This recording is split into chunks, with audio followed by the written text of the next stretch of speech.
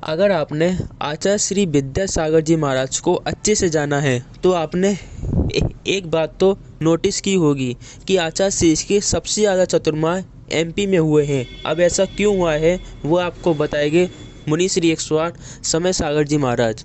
नमोस्तु। महाराज, वहां पर कोई महाराज पहुंचते हैं क्या? महाराज नहीं पहुंचते हैं।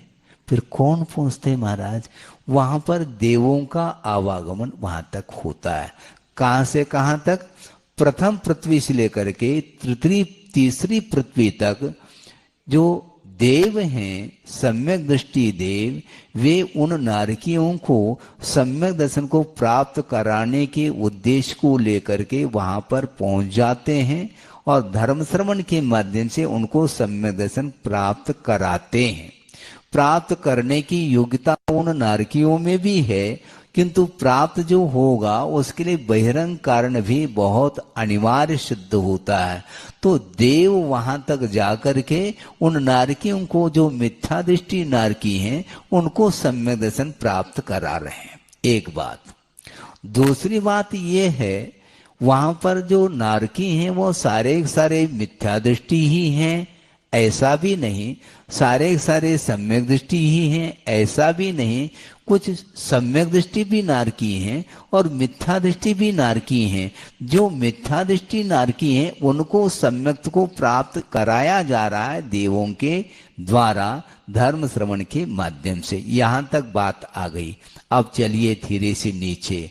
तीसरे पृथ्वी के उपरांत नीचे की जो 4 पृथ्वी हैं जिनमें नारकियों का आवास वहां पर भी है, वहां पर भी मिथ्या दृष्टि नारकी भी है और सम्यक दृष्टि भी नारकी है, किंतु देवों का आवागमन तीसरे पृथ्वी तक ही होता है, उसके नीचे नहीं। अब प्रश्न ये खड़ा हुआ कि महाराज चतुर्थ पृथ्वी से लेकर के सप्तम पृथ्वी तक जो मिथ्या दृष्टि नारकी हैं उनको धर्म श्रवण कराने के लिए देव तो जा नहीं सकते, फिर वहां पर धर्म श्रवण के माध्यम से सम्यक की उत्पत्ति नहीं होती।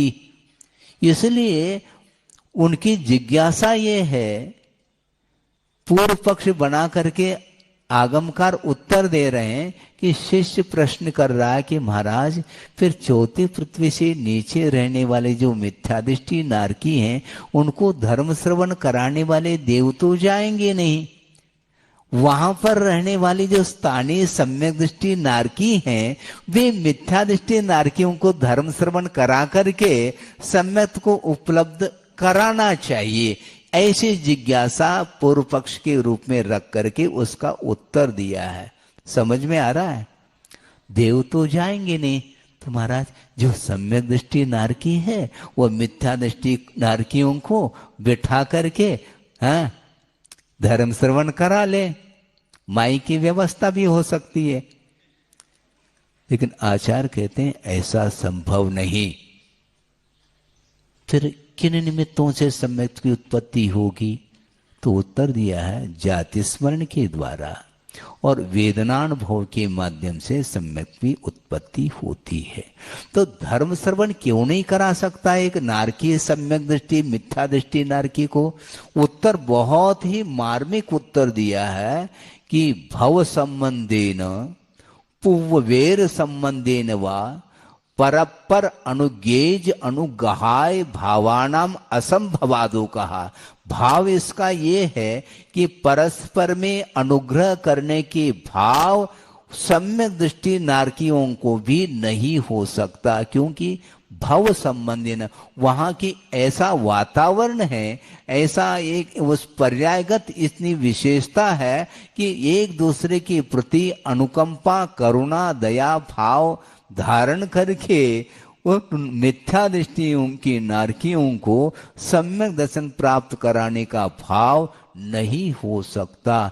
इससे स्पष्ट है दूसरे के ऊपर अनुग्रह करने के लिए स्वयं के ऊपर भी अनुग्रह होना अनिवार्य सिद्ध होता है।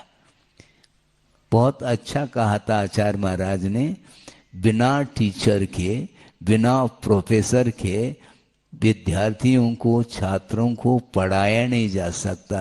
जो क्लास फेलो है वह एक दूसरे को पढ़ाने का अधिकार उनका नहीं, क्योंकि वह क्लास फेलो है। प्रभाव एक दूसरे के ऊपर नहीं पड़ सकता।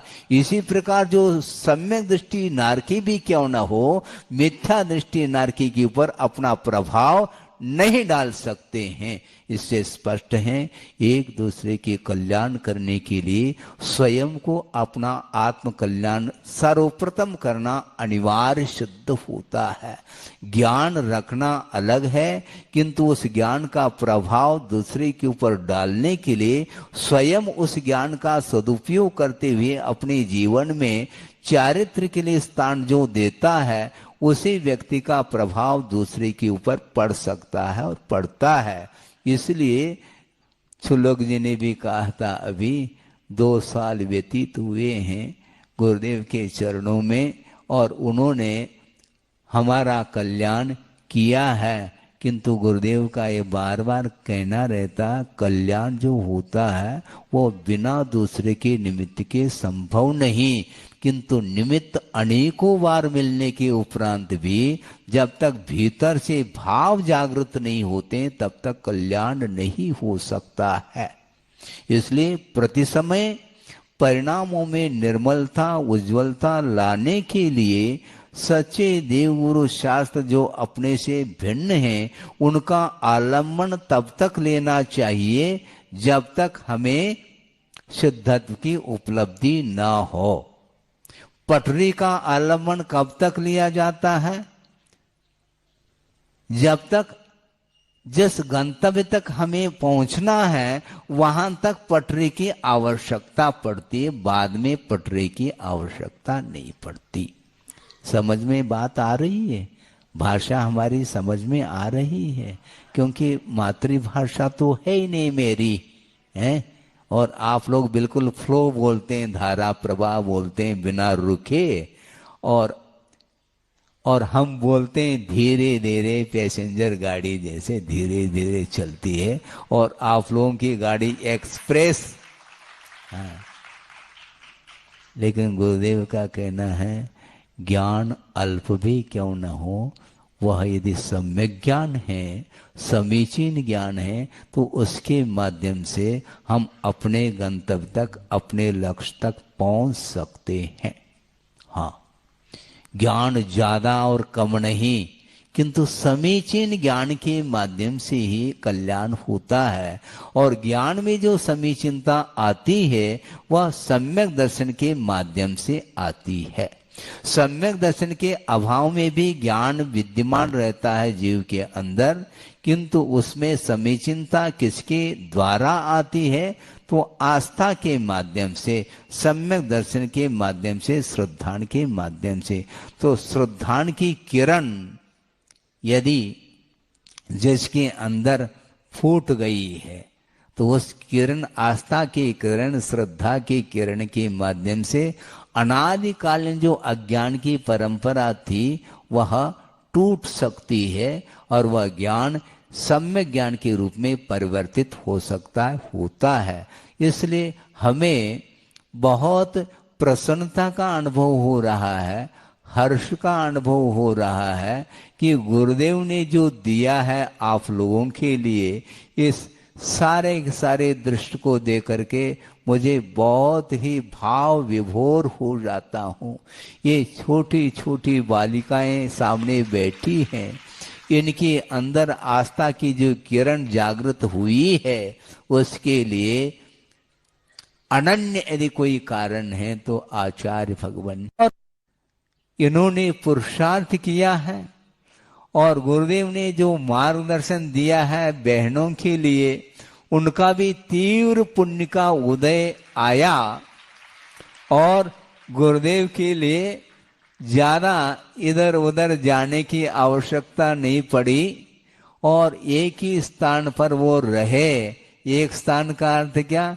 ज्यादातर उनका प्रवास मध्य प्रदेश में ही रहा है और उसमें भी विशेष रूप से बुंदेलखंड में रहा है। और बीच बीच में अन्य क्षेत्रों में भी 2 4 6 चातुर्मास हुए हैं। जैसे ईसरी में चातुर्मास 83 में हुआ, महुआ में भी चातुर्मास 96 में हुआ, आदि आदि हुए हैं। छत्तीसगढ़ में भी अमरकंटक में, छत्तीसगढ़ में आता है, एमपी में आता है, बहुतायत उनके जितने भी चातुर्मास हुए हैं वो मध्य प्रदेश में, बुंदेलखंड में, और उसमें भी सिद्ध क्षेत्र में ही हुए हैं और कुछ अच्छे क्षेत्र में भी हुए हैं। इस प्रकार मैं सोचता था कि आचार्य महाराज शुद्ध क्षेत्र अच्छे क्षेत्र को क्यों चुनते हैं, जबकि बड़े बड़े जो महानगरी हैं जहाँ पर लाखों की करोड़ों की संख्या है, वहाँ पर जाकर के बड़ी प्रभावना होगी और होलसेल व्यापार उनका चलेगा। वो इस प्रकार क्षेत्र में आकर के क्यों चातुर्मास आदि करते हैं, ये मन में बार बार विचार आता था। अब वह सारा का सारा विकल्प हमारे शांत हो चुके हैं। इसलिए आगमकार ये कहते हैं कि आत्मा का जो विकास होता है वह विशेष द्रव्य क्षेत्रादि के निमित्त को लेकर के होता है। दिल्ली है, बॉम्बे है, कलकत्ता है, आदि आदि जो महानगरी माने जाते हैं, वहाँ पर 5 मिनट बैठ करके शांति के साथ हम अपने आवश्यक क्रियाओं को न कर सकेंगे न दूसरे को करा सकेंगे। इतना विशाल जो चतुर्विध संघ का निर्माण उन्होंने किया है, इसके अलावा भी जो ब्रह्मचर्य और ब्रह्मचारिणी के रूप में जो उन्होंने अपने माध्यम से, आगम के माध्यम से इन लोगों को जो उपदेश आदि दे करके यहाँ तक ले आए हैं, इसमें एकमात्र शांतमय वातावरण उन्होंने चुना है। उसके बिना ये संभव नहीं। और ये प्रतिभा स्थले यहाँ पर चंद्रगिरी में आप देख रहे हैं, अभी मैं जंगल गया था, बिल्कुल सन्नाटा छाया हुआ था, वहाँ पर बिल्कुल शांत वातावरण है। उस वातावरण में रहने से ज़्यादा प्रयास करने की आवश्यकता नहीं, ऑटोमेटिक मन लग जाता है, उपयोग स्थिर हो जाता है और सारे सारे अन्य जो परिणाम हैं वो सारे सारे विस्मृत हो जाते हैं और एकाग्र हो करके अध्ययन ध्यान आदि करने के लिए ये वातावरण उपयुक्त माना जाता है।